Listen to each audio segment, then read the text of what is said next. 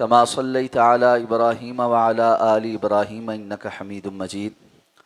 اللهم بارك على محمد وعلى آل محمد كما باركت على إبراهيم وعلى آل إبراهيم إنك حميد مجيد. عن عائشة رضي الله عنها قالت قال رسول الله صلى الله عليه وسلم لا تسبوا الأموات فإنهم قد أفضوا إلى ما قدموا. رواه البخاري.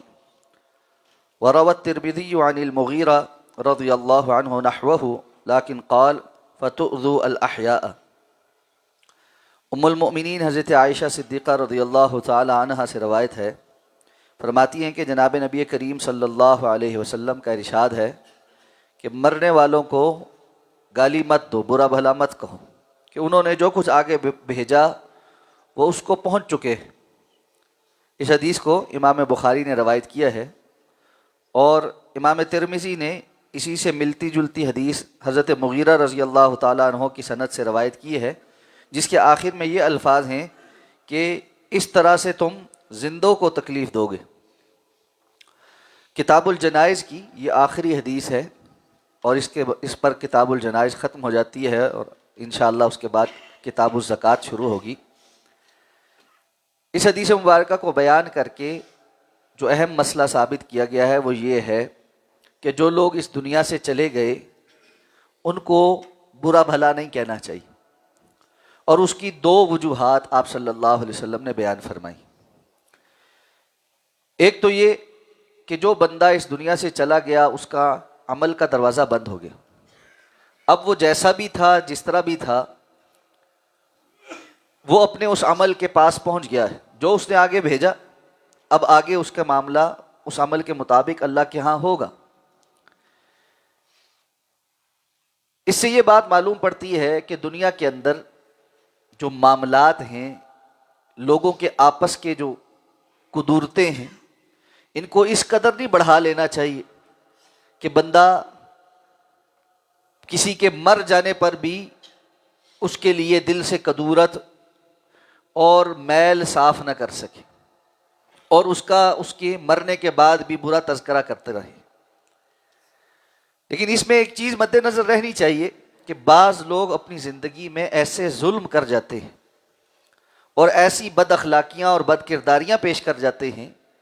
کہ جس کے بہت سارے لوگ گواہ بنتے ہیں، اور جب بھی اس بندے کا تذکرہ آتا ہے تو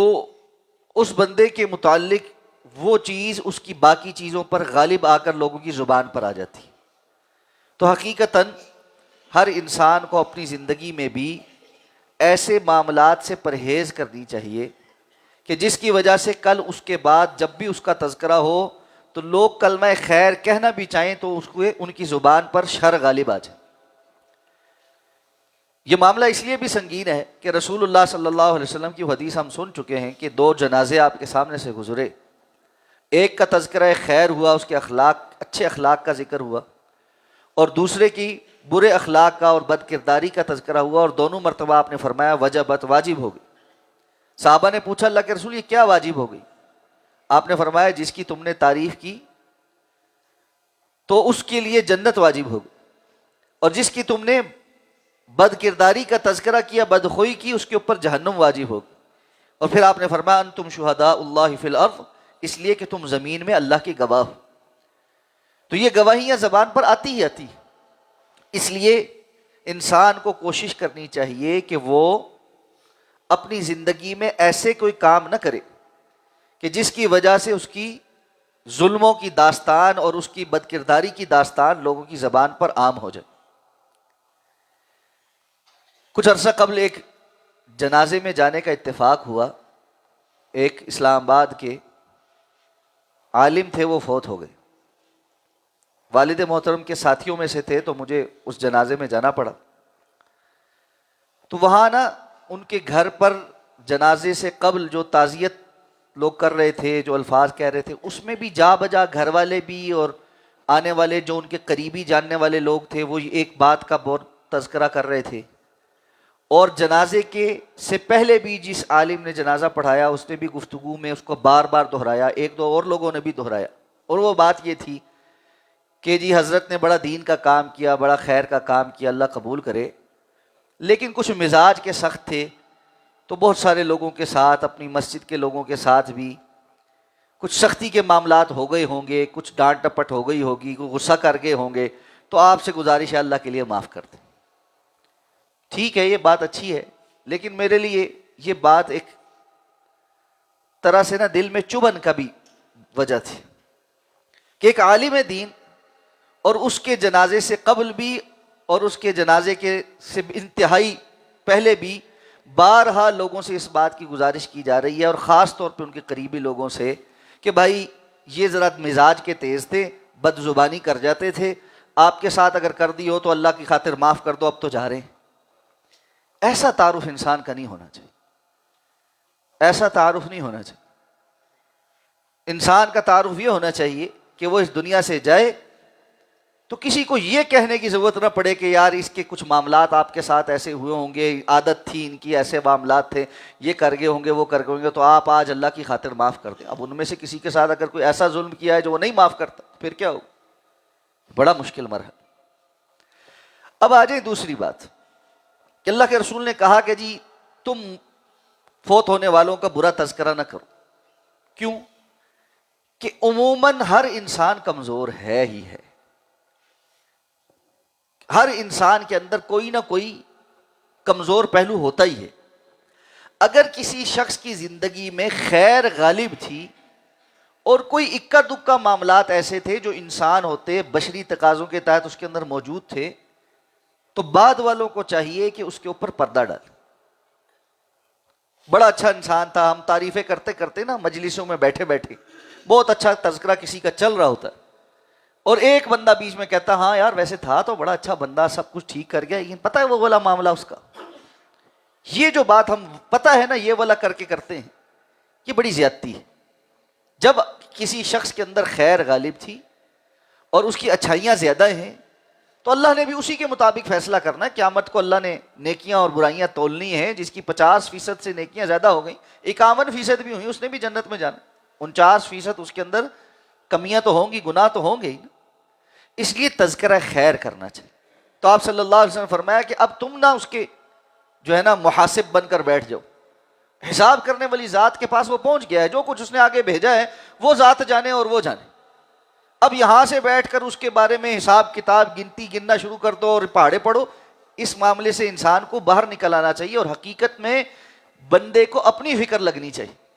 کہ میرا کیا بنے گا۔ دوسری بات آپ نے اس لیے منع فرمایا کہ تم پھر زندوں کو تکلیف دو گے، کہ ہر شخص کو اپنا پیارا جو اس دنیا سے چلا گیا وہ اچھا ہی لگتا، اگر اس کا کوئی برا تذکرہ اس کے لواحقین تک پہنچے گا تو ان کو تکلیف پہنچے گی۔ وہ تو اس دنیا سے چلا گیا، اب وہ تمہاری بات اس تک تو نہیں پہنچ رہی، لیکن جو زندہ ہیں ان تک تو پہنچ رہی، خواہ وہ بات سچ ہو۔ لیکن جب لواحقین کے سامنے بار بار کسی کا باپ تھا، کسی کا بڑا بھائی تھا، کسی کا چھوٹا بھائی تھا، کسی کا کچھ تھا، قریبی تعلق ہو سکتا، کسی کی والدہ تھی، کسی کی بہن تھی، کسی کی زوجہ تھی، جو بھی اس کا رشتہ ہے اس تک اگر یہ بات پہنچے کہ فلاں اس کے بارے میں بدخوئیاں کر رہا ہے، تو اس کے دل میں تکلیف ہوتی ہے کہ یار مرنے کے بعد بھی نہیں چھوڑا۔ تو انسان کو اتنا ظالم نہیں بننا چاہیے کہ کسی کو مرنے کے بعد بھی نہ چھوڑے۔ اور آخری گزارش، یہ جو ہم بات بات پہ کہتے ہیں نا پھر میں تمہیں قیامت کے دن پوچھوں گا، یہ بڑا سخت جملہ ہے، یہ بڑا سخت جملہ ہے۔ جو بندہ یہ کہتا ہے نا کہ میں قیامت کے دن انصاف لوں گا اور قیامت کے دن پوچھوں گا، اس کو تصویر کا صرف یہ رخ نہیں دیکھنا چاہیے کہ وہ جا کر قیامت کے دن کوئی تقاضا کر سکتا ہے، اس کو تصویر کا دوسرا رخ بھی دیکھنا چاہیے کہ پھر اس سے بھی تقاضا ہو سکتا ہے۔ اور اگر وہ یہ چاہتا ہے کہ اللہ کے سامنے اس کو کوئی کھڑا کر کے اس کا بھی حساب لے اور اس سے بھی اپنے حق کے بارے میں پوچھے، تو پھر وہ بھی اس بات پر رہے کہ ٹھیک ہے میں بھی لوگوں سے اس کے حق کے بارے میں پوچھوں گا۔ اور پھر اگر اللہ کی مخلوق پر وہ رحم کرنے کو تیار نہیں ہے تو اللہ نے بھی پھر اس کے ساتھ معاملہ ایسا ہی کرنا ہے، پھر اللہ نے اپنے حق کے متعلق بھی پوچھنا ہے، اور کوئی ایسا نہیں جو اللہ کا حق کے بارے میں اللہ کے ہاں سرخرو ہو جائے۔ اللہ کے حق میں تو کوتاہی ہی ہے، ساری زندگی انسان سجدے میں بھی پڑا رہے تو اللہ کا حق تو نہیں ادا ہوتا، ایک آنکھ کی نعمت کا حدیث کے مطابق حق نہیں ادا ہوتا، باقی کیسے حق ہوں؟ اس لیے اللہ نے اس طرف توجہ دلائی ہے کہ بھائی ارحموا من فی الارض یرحمکم من فی السماء،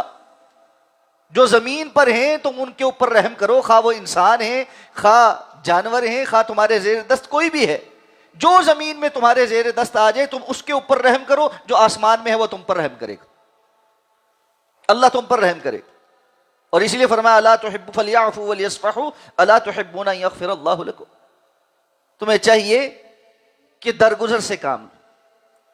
صلح کر لیا کرو۔ کیا تمہیں پسند نہیں ہے کہ اللہ بھی تمہارے ساتھ یہی معاملہ فرمائے، درگزر کا معاملہ فرما دے؟ تو جس بندے کو یہ پسند ہے کہ اللہ تمام تر کمیوں اور کوتاہیوں کے باوجود مجھ سے درگزر کر دے، اس کو دوسروں سے درگزر کر دینا چاہیے۔ کوئی بندہ آپ کا معاملہ تھا اس کا دنیا کے اندر، ہو سکتا آپ حق پر ہوں، صحیح ہے، اس نے زیادتی بھی کر دی، ظلم بھی کر دیا، سارا کچھ ہونے کے باوجود زندگی میں جو کچھ ہوتا رہا، چلو ایک دوسرے کے ساتھ ہم تو میں کوئی بات چیت، بحث مباحثہ، کوئی یعنی اور بہت سارا کچھ کر لیتے، لیکن اگر وہ دنیا سے چلا گیا ہے تو اب یہی دعا مانگنے کی کوشش کریں کہ اللہ اس کی مغفرت فرمائے، اور انسان ہونے کے ناطے جو کمیاں ہو گئی اس سے صرف نظر فرمائے کہ ایک وقت آنا ہے کہ ہم نے بھی اللہ کے ہاں پہنچ جانا ہے۔ آخرت کے معاملوں میں اللہ کسی کو نہ پکڑے، کہ جہنم کے فیصلے اور آخرت کی پکڑ، یہ بہت سخت بات، بندے کو اتنا سخت دل نہیں ہونا چاہیے، الا یہ کہ کسی کے ساتھ واقعتاً ایسا کوئی بڑا ظلم ہوا ہے اور اس کا کوئی ایسا حق بڑا غصب کر دیا گیا ہے جس کی وجہ سے اس کی زندگی کے اوپر بہت ہی بڑے اثرات پیدا ہو گئے اور اس کی کمپنسیشن نہیں ہو سکی، تو یہ بندہ ہے جس کو اللہ نے اختیار دیا ہے۔ ظاہر بات ہے قیامت کے دن بڑے بڑے ظلم کرنے والوں کو اللہ رب العزت پکڑیں گے اور مظلوموں کو انصاف دلائیں گے۔ ہزاروں جانوں پر ظلم کرنے والے، لاکھوں لوگوں پر ظلم کرنے والے اور لوگوں کے مال غصب کر جانے والے اور لوگوں کے اوپر بہتانے لگا کر ان کی زندگیاں برباد کر دینے والے ایسے بڑے ظالم ہوں گے، لیکن یہ جو دنیا میں چھوٹے موٹے ایک دوسرے کے ساتھ تقاضے، رشتہ داری کے معاملات، کسی نے کچھ کہہ دیا، کسی نے کچھ نہیں نبھایا، دو انسان آپس میں نہیں رہ سکے، دو گھرانے آپس میں نہیں رہ سکے، کہیں جدائیاں ہو گئی، کوئی بات ہو گئی، ان باتوں کو چھوڑ دینا چاہیے تاکہ زندگی آسان بھی ہو اور اللہ کے ہاں جا کر حساب بھی آسان۔ اللہ ہمیں سمجھ کر عمل کرنے کی توفیق عطا فرمائے۔ سبحانک اللہم و بحمدک، نشہد ان لا الہ الا انت، نستغفرک و نتوب الیک۔ میں آج انشاءاللہ سفر پر جا رہا ہوں اور 2 تاریخ کو انشاءاللہ واپسی ہوگی۔ دعا فرمائے اللہ تعالیٰ خیر کا سفر رکھے اور عافیت کے ساتھ واپس آنے کی توفیق عطا فرمائے، اور سفر میں جو نیک ارادے ہیں اللہ تعالیٰ ان کو پورے کرنے اور اس کو قبول کرنے کی توفیق عطا فرما دے۔ ہماری قرآن کلاس جو ہے وہ انشاءاللہ اب رمضان المبارک کے بعد دوبارہ ریزیوم ہوگی، رمضان تک جو ہے وہ پھر جو ہمارے دروس کے دیگر جو سلسلے ہوتے ہیں وہ انشاءاللہ جاری رہیں گے باذن اللہ تعالی۔ السلام علیکم ورحمۃ اللہ وبرکاتہ۔